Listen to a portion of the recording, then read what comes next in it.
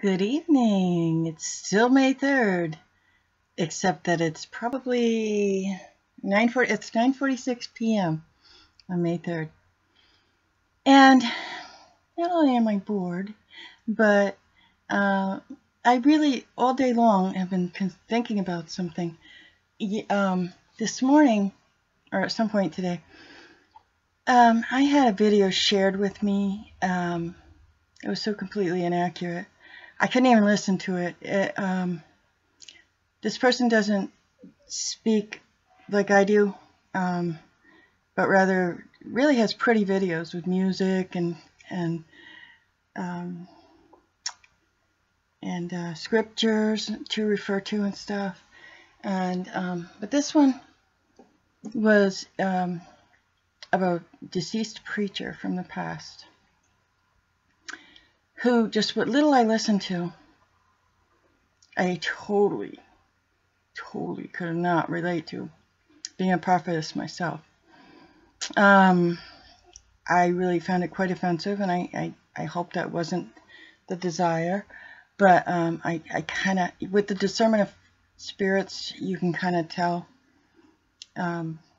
whether you want to admit it to yourself or not immediately, where someone's coming from.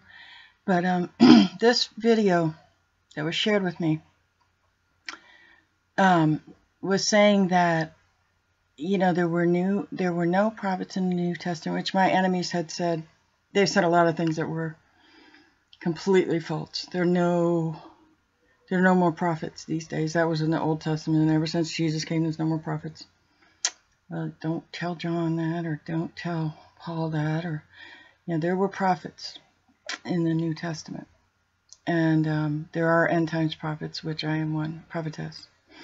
And I have to smile at that, because when God first told me, I went to the back of my Bible, and I looked up the word prophet, and I said, "Look, Lord, it's a man."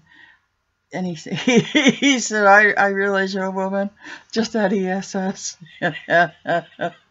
And you know, it was kind of funny, but anyway, you know, I love it when people tell me I don't exist and tell me not to judge while they're judging. But I'm not here to play kissy face. I'm here because I love you. And when you love someone, you don't help them to self-destruct, you know, just so you can be popular. You know, I mean, that's what it's all about these days. Who can be the most popular? You know, on Facebook, who can get the most likes? Well, it wouldn't be me. I'm lucky if I get 2. All mine have been told, you know, they want you to feel unloved, unwanted, neglected, rejected, so you give up and give in. But guess what? For a prophet, that's expected. We don't expect to be liked or wanted or desired, because the controlling spirits that are within people do not want to lose the vessel that they have overtaken. Like it or not, it's a fact. So, but anyway, you know, he came back to me with I was right on whatever. It doesn't matter. You know, I only value Christ's opinion. And I was so excited today. I went out on my bike, and I forgot my phone. I forgot my camera. I mean, as I said, my camera died, but I use a phone to take pictures. And it does pretty good with clouds. It doesn't do well with birds, but it does really well with clouds. And because I can go ahead and take the picture, and then I can't zoom in or nothing, but I can crop it later so that you can see, like the one on here. But I was riding my bike, and I looked up, and there's this one of those cute little puffy heart clouds. And I just said, "Oh, Dad, I love you too." And, you know, that's what got me through, that simplicity, that childlike mind. That, and knowing my scriptures, and all the miracles at the beginning. You know, I was just looking online to see if I could find some scriptures to back what I was saying. And I did, but I actually found someone else's, you know, a description of what a prophet actually is. And part of it said that miracle signs and wonders. And shh, they won't tell you, but they saw all of it with me. There were miracle signs and wonders from the book of Ezekiel at the beginning. So all of us that have been directly involved from the beginning, from Florida, not all from Florida, I shouldn't say that, all from when it first began in 2003 and 2004, we all know that. And really anybody from Florida, because there was a lot of other spiritual testimony, which, I mean, many times I cried my heart out because I'm like, God is giving testimony. I mean, this is pretty amazing. I mean, what better? I can't even. I'm speechless. You know, speechless. God gave testimony of what everyone was doing, and all the major players got a cloud, and that was in Florida. Only, as I said, I probably have said previously, there were 2 harlots that got clouds in Texas, and my heart goes really goes out to one of them, and I often wonder how she's doing, and I feel sorry for her. And the way they connected me to her was she had the name of my youngest daughter and similar in appearance to my eldest daughter. So I began to see her as my daughter. And all she wanted was, well, never mind. Never mind. I shouldn't be laughing, but you know what? She was a grown woman of 30 years of age. She knew right from wrong. And I don't think it ended really well for her. I think she got hurt really badly because something that to her was very important and a tool to be used to gain something. She was really naive. She had no idea. Anyway, I feel sorry for her. I honestly and sincerely do. Even though she chose to be my enemy. And she was hanging around me for a purpose. All the harlots that hung around me did so for a purpose. To be seen and heard. And chosen. To replace me. Yeah. And, but you know, somebody that would even do that, you know, play dare to compare kind of thing, I wouldn't even want that. Because I know my Bible, and in the Bible, never once, not once, did God say, you know, Zechariah, you know that I gave you Elizabeth, but you know, if you think she's too old or she's not really your personal preference, go get somebody else. Do it. You know, I mean, the things they do are so unbiblical that a person who is of God would run in the opposite direction rather than assist them. So, you know, they like to comment on everything. They have to have their say in everything. And they just said it's all about me. Well, let's see. It's my brain that is being invaded 24 hours a day, 7 days a week, and stolen from and edited, okay, and used and handed out. It's me that they wanted to compare everybody to. It's me that they were there, that they saw when God told me I was chosen for my next assignment. It was me that was sitting on the porch when I looked up and saw my uterus and tubes in the heavens, followed by a little cardinal scene, and that was miraculous. That was like so miraculous, I can't even begin to tell you. There was a cardinal scene where there was right immediately after the uterus and tubes were in the heavens. And as I was sitting on the porch, that's where I used to get the testimony from God. And, well, not only, but that was at this point in time, that's where I got the testimony from God at that point. And so, you know, it's all about me, really? Who's making it all about me? First of all, if you honestly, you know, sincerely believe God was lying and he can't do what he said he would do, and that tag I'm not it, then you wouldn't be stalking me. You know what I'm saying? They wouldn't be stalking me. They wouldn't be alienating all male humans away from me, doing their best to keep me away from any male I mean, in Florida, I think I mentioned this previously when I worked at a hotel. There was a male that he flirted with all the females, every female in the hotel. But me, they had him, you know, when he did that with me, they had him move to another shift. And they said, take precautions. So, you know, if it's not about me, and I am not involved, and I can't do what God says I can do, and my next assignment is not my assignment, but is multiple choice, then why are they stalking me and alienating people from me? Why can't they just let me live my life if I'm not who God said I was? I mean, I'm totally harmless. They know that, or they wouldn't have me riding my bike home at 1 o'clock in the morning. That'd be kind of risky, you know, if I was a dangerous person, wouldn't it? Or in Florida at 8 o'clock at night after dark through a little neighborhood. You know, I mean, everything they do shows the exact opposite of what they say. But, you know, that's kind of the world. Anyway. But you know what? It's really not about me. They make it about me.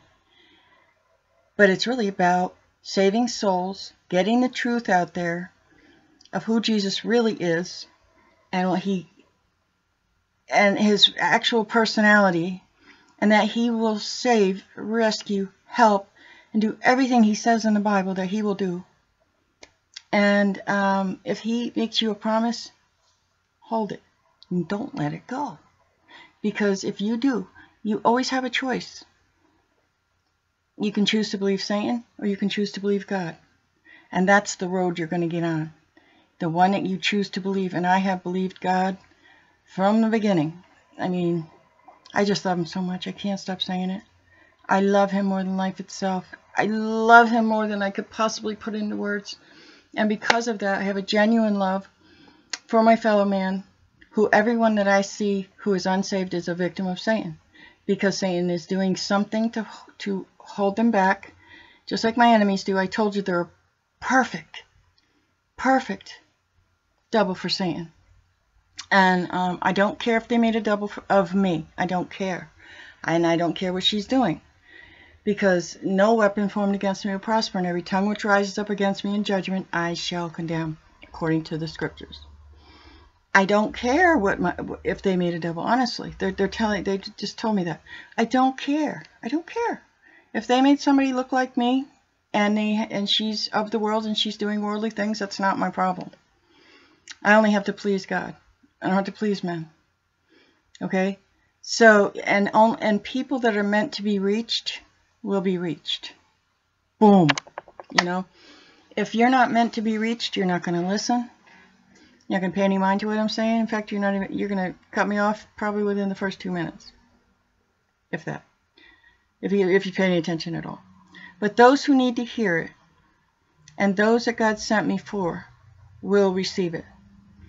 And they will listen to it. And they, you know, and it's not a problem for me if I expect rejection, okay? And that's why God, when he had me raised, I mean, when I was growing up the first time, that's why he allowed me to be in a family where I would be rejected, because I was shy and quiet and I was easy to pick on, which is what these fools thought I was going to be. Yes, they're fools. They thought that because I was alone and I was mourning the kidnapping of my son. I let him go visit with his sister for a couple months in Hills County, and I have never seen him again. And that was all part of the plan. And I'm not going to get into that whole story right now, but you know, it's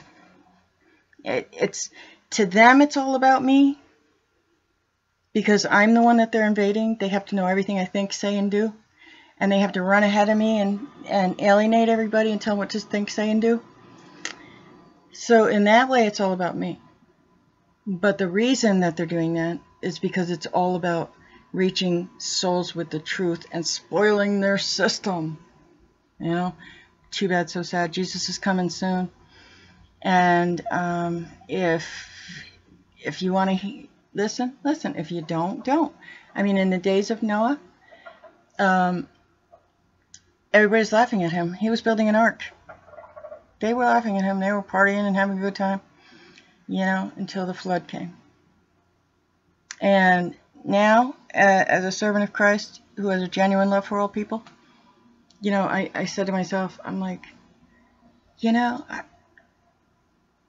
I wonder how that must have felt. But here's the key. He built a very strong, sturdy vessel where he had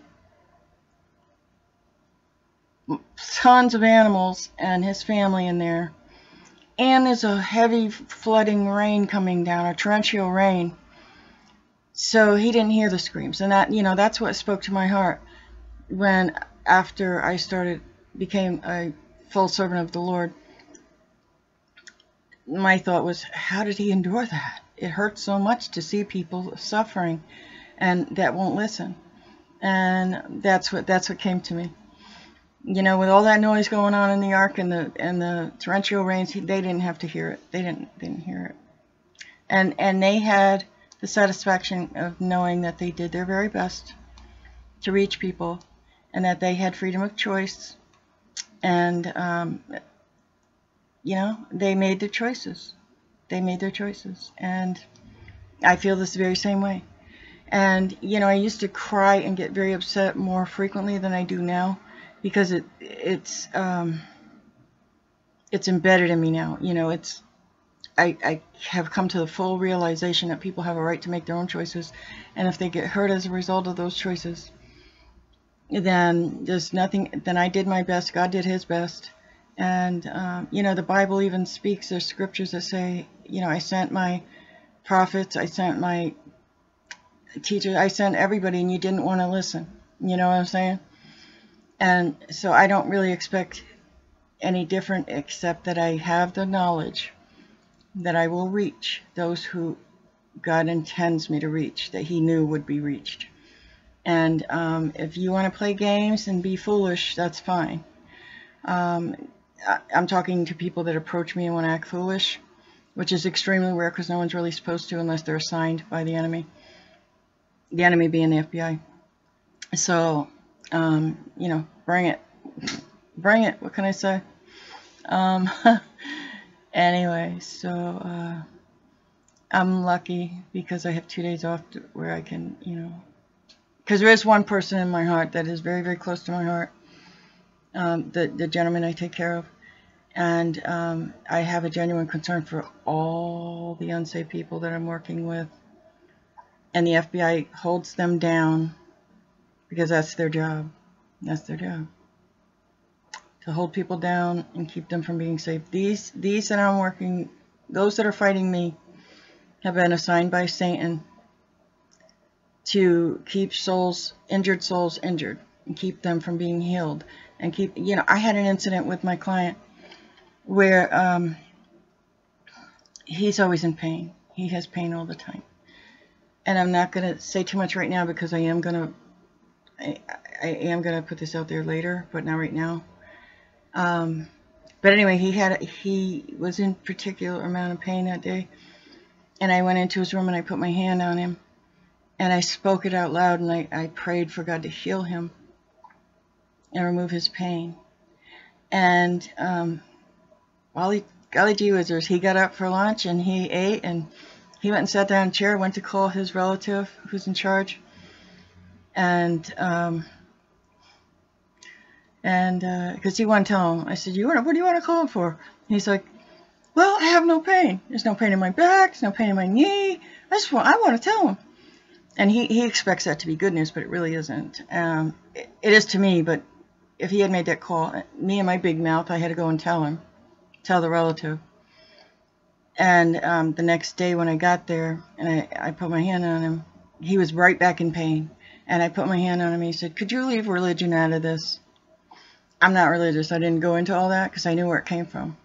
He told his relative told him to tell me that, and he did, because he idolizes this person who does not have his best interest at heart at all. At all. Okay, I'm convinced that somewhere along life's road, he's holding a grudge against him for something. I honestly believe it, but he does it in a kind and loving voice. so that the victim doesn't really feel like a victim.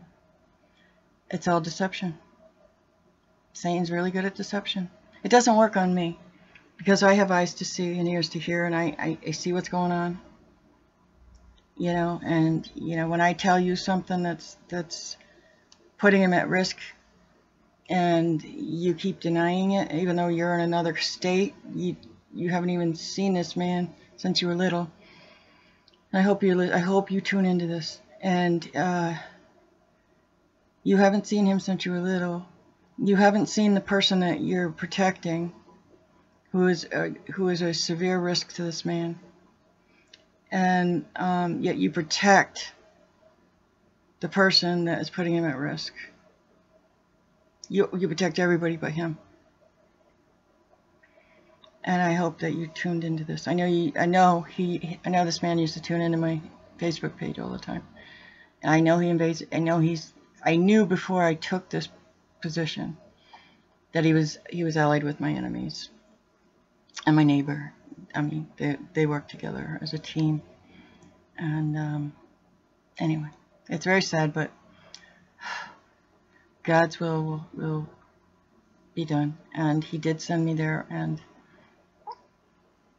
if the man continues to reject God, the victim here, and God knows he's not going to turn himself around. I've been praying to be released, to be honest with you. I've done that in other instances. And I'm asking God to release me if he doesn't want my help. If he likes things the way they are so much that he's willing to continue. And he doesn't really want God's gifts of like healing and joy and salvation, of course. But if he is more comfortable with people that are treating him the way they're treating him, I am asking God to release me from this situation. If I can't be of service, you know what I mean? If I can't successfully complete what God would have liked, I need to be released. So I can work with someone or people who do want the help. That God, Jesus said, wipe the dust off your feet and keep on moving if they reject you. So, I mean, he didn't reject me. We're very close, and I genuinely love him as a friend.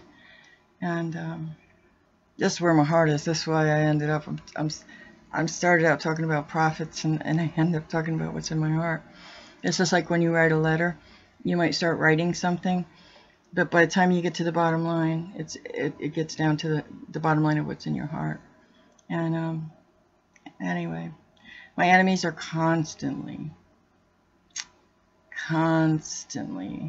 like falsely accusing me. I mean, through their little machine, of course.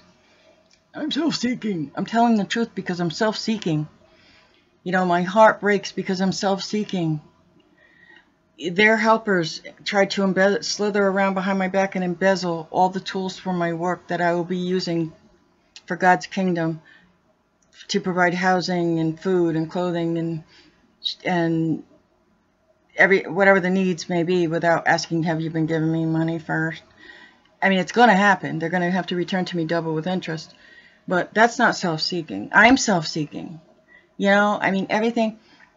You know what also helped me to survive? I learned to think backwards. Because when they say things like that, when they call me what I know is the exact opposite of who I am, then I know everything else they're saying is the exact opposite as well. So, and also because, like I said, when I'll be reading a scripture and God will speak to me and they'll twist it around and try to attach it to somebody else. You know why? Because they don't want you to have any comfort. That's why they isolate you. But with someone who is going through a process with Jesus Christ, when you isolate them, it just puts their full attention on Jesus and on the Bible and on what he's showing them. So to isolate them backfires. And it draws them closer to Christ, and it gives them a greater understanding of the people that are coming against them. And all you have to do is read the Bible to know the truth. I'm sorry. And if you don't like reading, nowadays, if you can hear me, then you have access to some kind of internet service and you can listen to Bible Gateway most likely. If you can't, you can purchase CDs and DVDs that also are Bible. If you don't have the money, the Bibles are cheap. I mean, there's always a way. There's a way, there's a way, there's a way. Pray for God to send you someone. Pray for God to send you the truth. Ask God to turn on a light in your head. I mean, whatever it takes. Ask God to do what it takes to help you see the truth. That's all I can ask you to do, you know. But I'm keeping my joy. I got my little bike ride today. Actually, 2 of them. And I got, you know, I got my little heart cloud. Jesus loves me.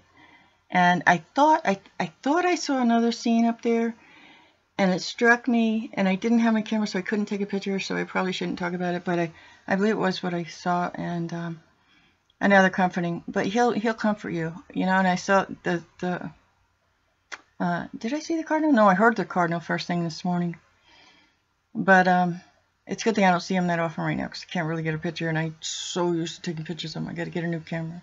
But I just don't have the money right now. Once I finish paying for this laptop, you know, they keep me on a teeny tiny itsy bitsy income because they're afraid of what I might do with it. Huh? Look at that, try to wear my teeth. I love it. They hurt, but I can wear them for like a half an hour or so. And so I like the way it looks, but you know, I can't eat in them. There's a lot of things. I can't eat salad. You need something sharp to chew and bite into salad. I can't eat salad. There's a lot of things that I should be eating that I can't eat. It's affecting my health. But, you know, that's how the enemy is. I mean, if they're going to try to murder me multiple times, if they're going to try to disfigure me and try to cripple me, of course they're going to try to keep me from having my teeth. And every time I think about it, they go cheated. They desperately want me to feel cheated, because when people feel cheated, that's when they make mistakes. You know, I serve an all-powerful God who came down to earth to endure what we have to endure. Chose to do that. Didn't have to. Didn't have to be spit at. Didn't have to be mocked and hated. Didn't have to be beaten. Didn't have to be imprisoned or murdered. Chose to do that for us. And my desire is to be more like him. And my desire is to fulfill his will for my life. And I want nothing more than God's will. Okay? Knowing that he's all powerful and wanting nothing more than his will. Knowing that he cannot be denied. Knowing that his word serves the exact purpose for which he sent it. Knowing what the Bible says, I cannot feel cheated. You know? I mean, they try really hard. They try paying the other 2 people who do virtually nothing and are just vultures, nothing, you know, more than me, while I'm doing most of the work. And I have his best interest at heart. And that's supposed to make me feel cheated. Well, guess who's being cheated? He's being cheated, not me. The man whose wallet the money is coming out of is being cheated. And so, you know, they can drop that line, that cheated line. I'm not cheated. You know, I could have been dead by now, as many times as they tried to kill me. I could have been insane by now, as I'm sure many of their previous victims were. I could have been led to believe that I was what I wasn't and did what I didn't, like I'm sure they did to a lot of other people. Because I told you at the beginning, they would put in my head, maybe you know, trying to lead me to believe them about me. Or they would say, I'd be at a cash register and they go, and I go, no, I'm not you know, they would say the rest of it, but I'm not going to put that out there for you. You know, so... Who's self-serving? Who's all about me? Could it be the stalkers and the ones trying to control everything, or the one who's just following God and doing as he leads me to do? I don't know. Who's self-seeking and self-serving and self, me? Who? You know, who witnessed what God told me promised me and you know, showed me miraculously who witnessed that with me and then tried to replace me because they want people that they can control. If they can get people assigned that they can control, then they have control over God's kingdom, which they don't. That's the bottom line. They want control over God's people and God's kingdom. And right now they pretty much have it.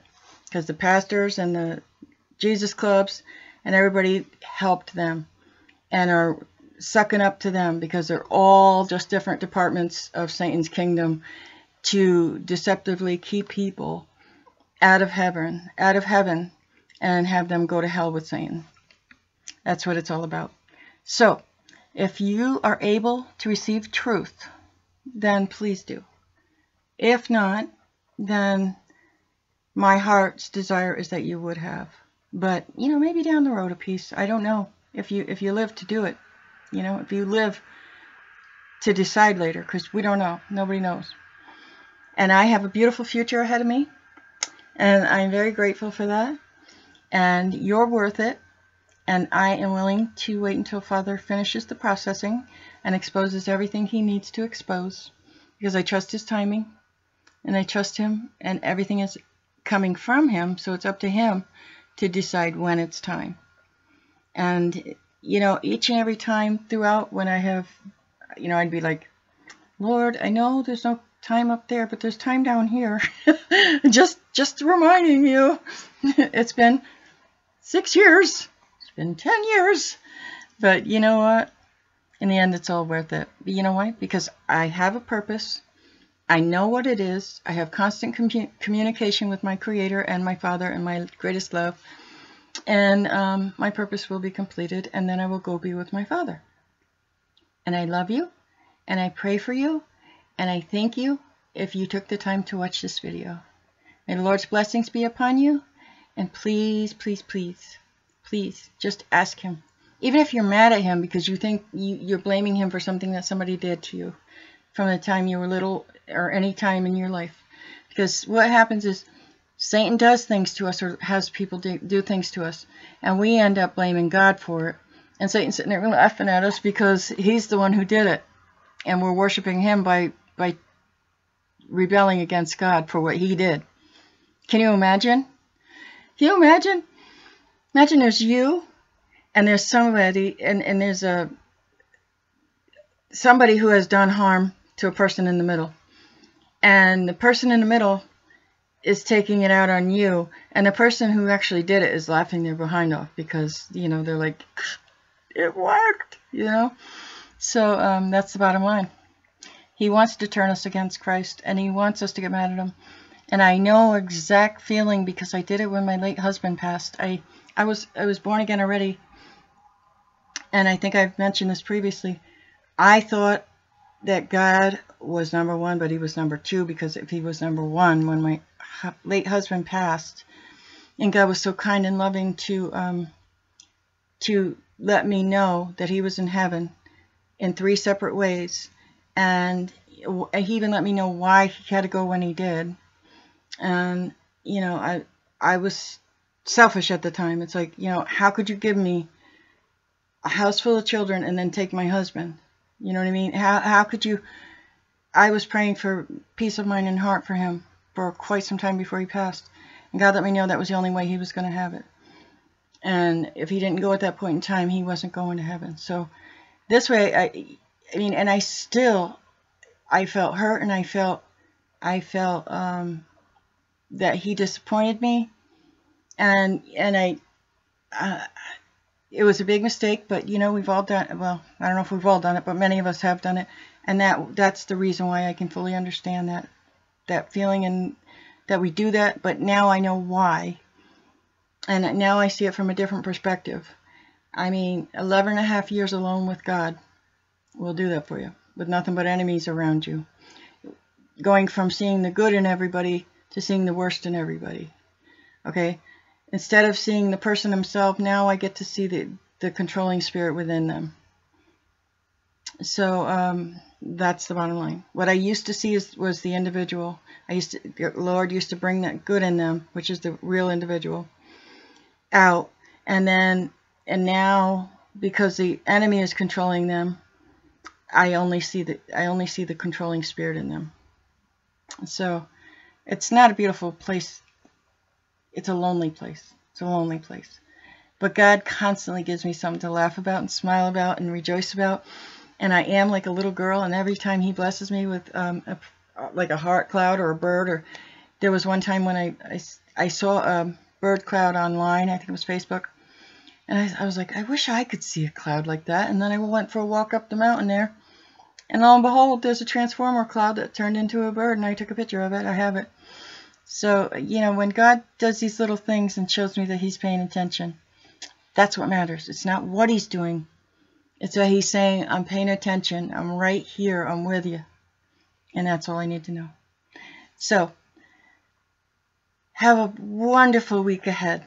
May your entire week be blessed by God. May you look up to him and receive him.